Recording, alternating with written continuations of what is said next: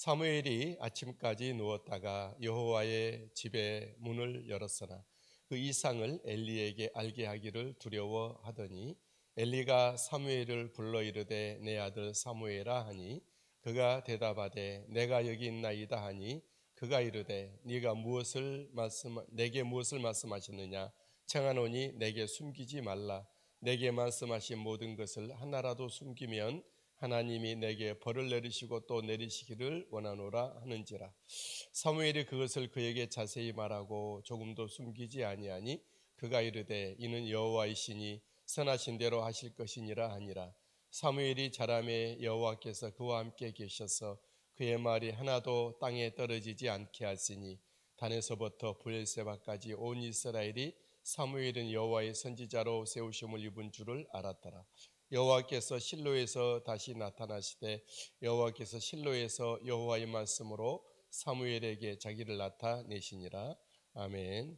이 말씀은 사무엘의 말이 땅에 떨어지지 않는 부분을 우리 함께 은혜 나누면서 우리 하나님 앞에 우리 몸과 마음과 삶을 온전히 드리고 하나님의 거룩한 은혜 품 안을 우리가 출입하며 하나님의 사람이 되어 살아갈 때에 이루어지는 우리의 기도, 우리의 축복, 우리의 선언이 그대로 이루어진다는 부분들을 함께 은혜 나누겠습니다. 여러분, 우리의 기도와 선언, 축복이 땅에 떨어지지 않고 이루는 은혜가 있게 되기를 바랍니다. 사실 우리의 모든 말이 땅에 떨어지지 않고 이루어진다는 것은 우리에게 너무나도 소망적인 일이죠. 다시 말하면 안 그렇다는 것이죠. 우리의 삶이. 우리는 너무 빈말이 많고 헛된 말이 많고 악한 말도 있고 하나님이 기뻐하지 않는 그런 우리의 속에서 나오는 육적인 또 죄악의 성품으로 말미암아 나오는 덜 다듬어지지 않는 그런 정결하지 않는 우리의 말이 있을 수가 있어요. 때로는 저주를 하기도 하죠. 하지만 사무엘은 그의 말이 하나도 땅에 떨어지지 아니하였다. 다시 말하면 하나님께 온전히 자신을 드리고 하나님의 사람으로서 하나님을 기다리고 앞서 말씀해 보니까 하나님의 등불을 끄지 아니하였던 사무엘, 하나님의 전 안에 누웠던 사무엘, 본문의 말씀에 봐도 여호와의 문을 여는 사무엘, 늘 하나님의 사람의 모습으로 살아갔던 사무엘에게는 그의 말이 하나도 땅에 떨어지지 아니하였다라고 하는 것이죠. 사무엘은 간밤에 들은 하나님의 말씀을 전하기를 두려워했습니다. 사무엘이 아침까지 누웠다가 여호와의 집의 문을 열었으나 그 이상을 엘리에게 알게 하기를 두려워하더니 그랬어요.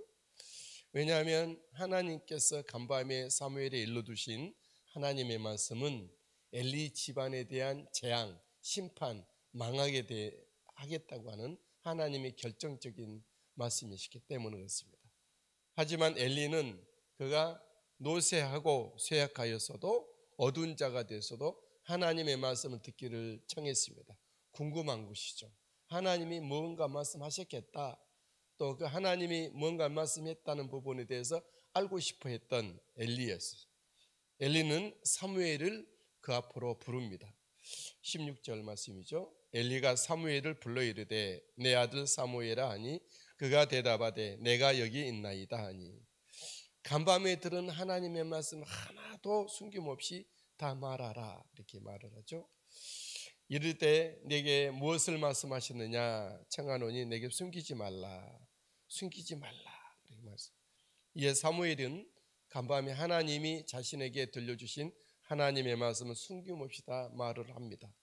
사무엘이 그것을 그에게 자세히 말하고 조금도 숨기지 아니하니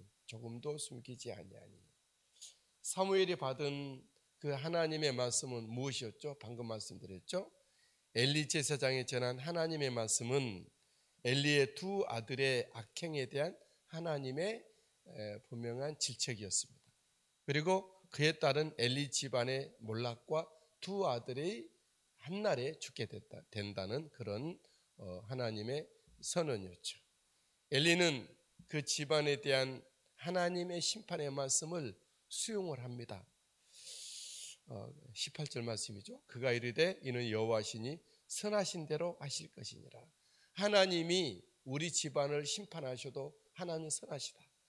우리 두 아들이 하나님의 재앙 저주를 그 하나님의 징벌을 받는 것은 선하다 하는 그런 얘기죠. 그 정도로 엘리 자신도 그의 집안이, 그의 두 아들이 악동이었다는 것을 알고 있는 것이죠.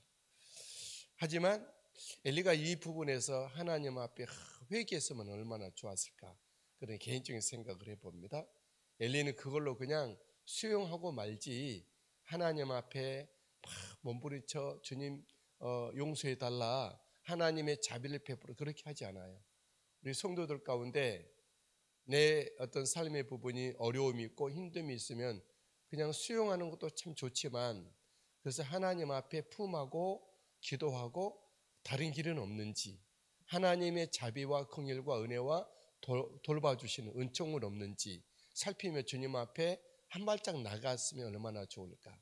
대개 사람들은 믿음이 지쳤고 스스로 말은 안 하지만 하나님에 대한 기대를 포기했기 때문에 주님 앞에 나가지 않는 것이죠. 주님에 대한 열정, 주님을 바라보고 오늘 하루 살아도 주님 앞에 의지하고 주님의 은혜로 산다고 하는 그런 거룩한 열정이, 믿음의 열정이 우리에게 있어야 돼요. 열정이란 건 뭘 열심히 하겠다 이것만 열정이 아니에요. 하나님에 대한 간절함, 하나님께 대한 맹렬함, 하나님을 의지하고 살겠다는 그런 것, 하나님 편에서는 믿음이고 우리에게는 그것이 살아있는 열정이라는 것이죠. 아무것도 안 하고 죽은 사람처럼, 그건 죽은 사람이죠. 믿음이 죽었고 영이 죽었고 신앙이 죽어 있는 것이죠.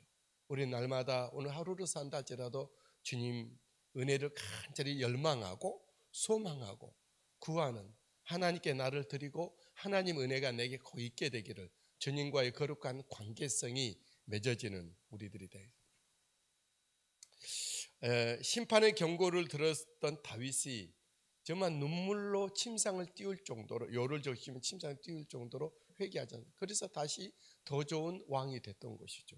히스기야가 네가 이제 죽고 살지 못하리라 하나님의 사망 선고가 내렸을 때 그는 그의 낯을 벽으로 향하여 통곡하여 기도할 때 하나님은 15년을 더 살게 하셨잖아요.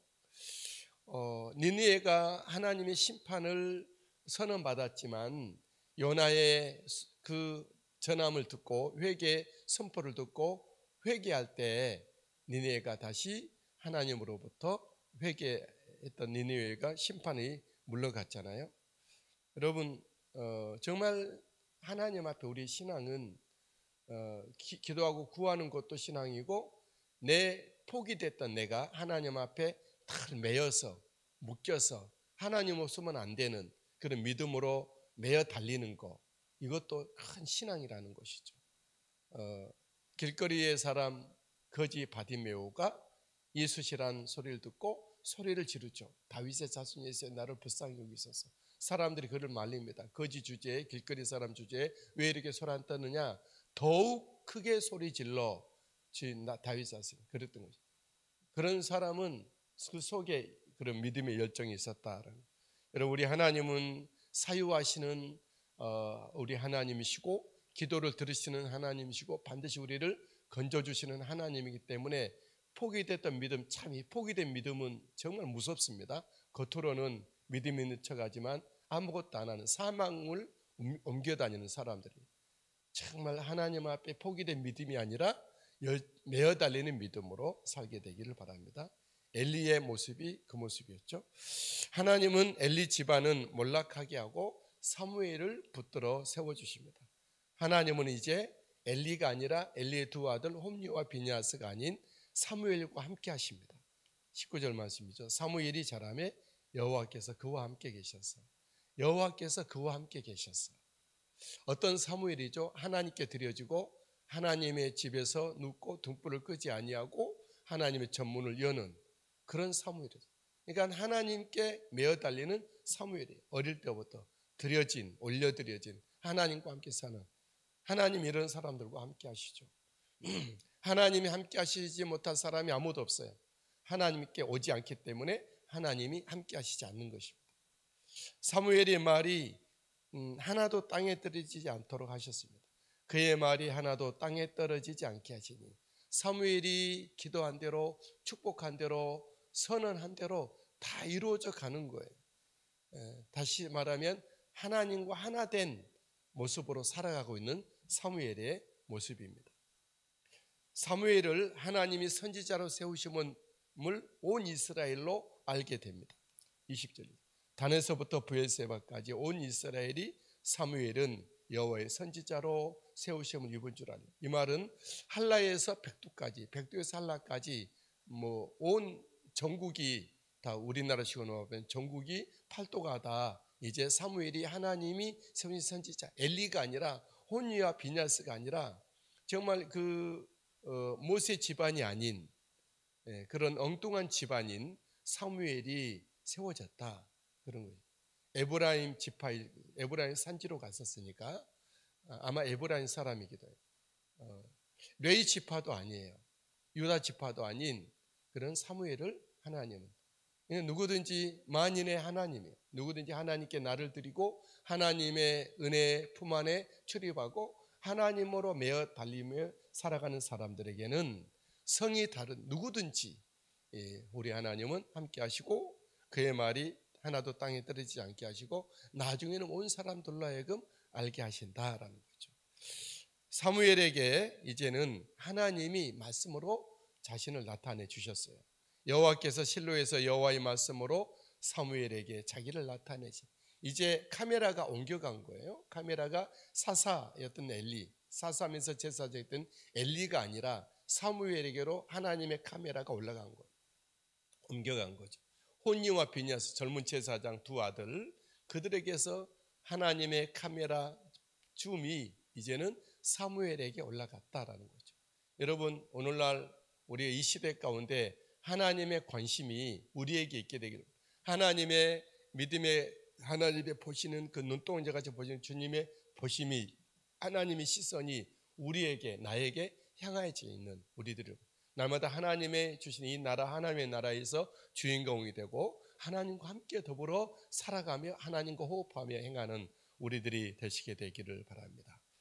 사람이 악을 쌓으면 하나님의 심판을 쌓는 것이죠. 엘리와 그의 두 아들처럼 사람이 하나님을 향해서 살아가면 하나님이 가까이 오시고 붙들어 세워주십니다. 사무엘처럼 우리들이 완전히 하루 종일 살아갈 때 일을 하든 공부를 하든 뭘 하든 잠을 잘지라도 내 마음이 하나님께 늘 매여 있고 하나님을 향하고 있고 간절히 있는 우리들이 되시게 되기를 예수님의 이름으로 축복합니다.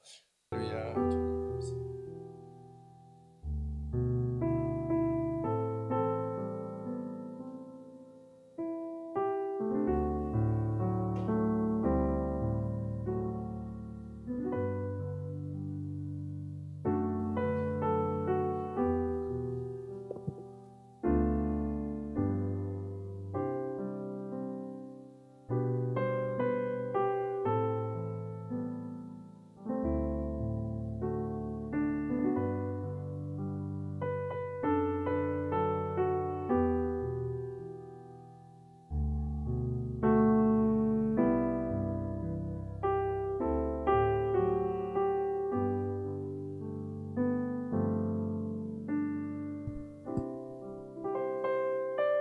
우리 하나님, 거룩하신 하나님 예배합니다.